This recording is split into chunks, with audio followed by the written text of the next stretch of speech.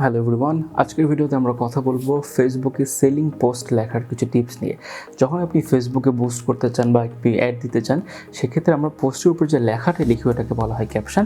আজকের ভিডিওতে আমি কিছু টিপস দিব যেটা আপনার ক্যাপশন লেখার স্টাইলটাকে এবং ক্যাপশনটাকে আরও বেশি এফেক্টিভ করবে। প্রথম যে টিপসটা সেটা হচ্ছে আপনার প্রোডাক্টের বেনিফিটের ওপর ফোকাস করুন এবং প্রোডাক্টের যে ইউএসপি অর্থাৎ ইউনিক সেলিং প্রপোজিশন বা যে সবচেয়ে ইউনিক যে ফিচারটা সেটার উপর বেশি ফোকাস দিবেন আপনার ক্যাপশনে। পুরো ক্যাপশন জুড়ে যাতে আপনার প্রোডাক্টটা মানুষ কেন কিনবে এটার উপর ফোকাস থাকে, এটা ভুলবেন না। এবং সেকেন্ড যে বিষয়টা সেটা হচ্ছে আপনার ক্যাপশনটাকে ছোট রাখার চেষ্টা করবেন, বিকজ ফেসবুক আমরা দেখেছি যে যখন ক্যাপশন ছোট থাকে সেখান থেকে বেশি ভালো রেসপন্স আসে লম্বা ক্যাপশন দেওয়ার থেকে। হ্যাঁ, হয়তো কিছু কিছু প্রোডাক্টের ক্ষেত্রে লম্বা ক্যাপশন দিতে হয়, সেটা ভিন্ন কথা, বাট জেনারেলি আপনি চেষ্টা করবেন আপনার ক্যাপশনটাকে ছোট রাখতে। তাহলে যারা অডিয়েন্স সে পুরো সময় নিয়ে পড়তেও হবে না এবং সে প্রয়োজনীয় ইনফরমেশনটা পেয়ে যাবে। থার্ড যে বিষয়টা সেটা হচ্ছে আপনার প্রোডাক্ট সম্পর্কে পুরো ডিটেলস ইনফরমেশন দেওয়ার চেষ্টা করুন।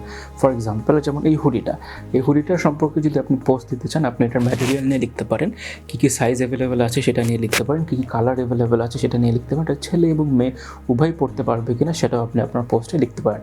প্রাইস মেনশন করবেন কি করবেন না, এটা এক বিরাট যুদ্ধ, এটা নিয়ে আছে কথা বলবো না, বাট আমাদের একটা ভিডিও আছে সেটা আপনি দেখতে পারেন। বাট প্রোডাক্টের আর যাবতীয় ইনফরমেশন যেগুলো আছে, যে কী কালার, কী সাইজ এবং কী ম্যাটেরিয়ালের তৈরি ইত্যাদি বিভিন্ন ধরনের এই তথ্য আপনি আপনার ক্যাপশনের মধ্যে অবশ্যই লিখবেন।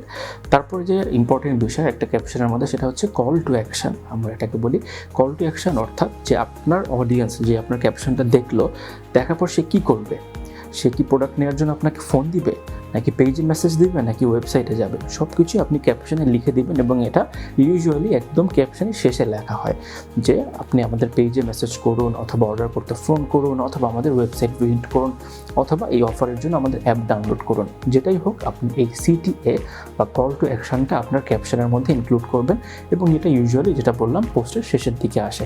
তো এটাতে ফোকাস করুন, আপনি আপনার ক্যাপশনটা লিখবেন এবং দেখা যাবে যে এই ধরনের প্রসেস যদি আপনি ফলো করেন, সেক্ষেত্রে আপনার ক্যাপশনের রিচ ভালো হবে এবং অ্যাডটাও এফেক্টিভ হবে। আর একটা এক্সট্রা টিপস আমরা দিব, সেই এক্সট্রা টিপসটা হচ্ছে গিয়ে কাস্টমারের টোনে কথা বলার চেষ্টা করুন। আপনার যার জন্য আপনার প্রোডাক্টটা যাচ্ছে সে কী ধরনের টোন ব্যবহার করতে পারে, কোন ধরনের ওয়ার্ডগুলো তার জন্য বেশি হিট করবে, তাকে বেশি এফেক্ট করবে, ওটা ভাবুন এবং সেই ওয়ার্ডগুলো আপনার ক্যাপশনে ব্যবহার করার চেষ্টা করুন। আশা করি এই টিপসগুলো ফলো করলে আপনি খুবই সুন্দর ফেসবুক সেলিং পোস্টের ক্যাপশন লিখতে পারবেন। This is Nafis Kasar, thank you so much for watching the video.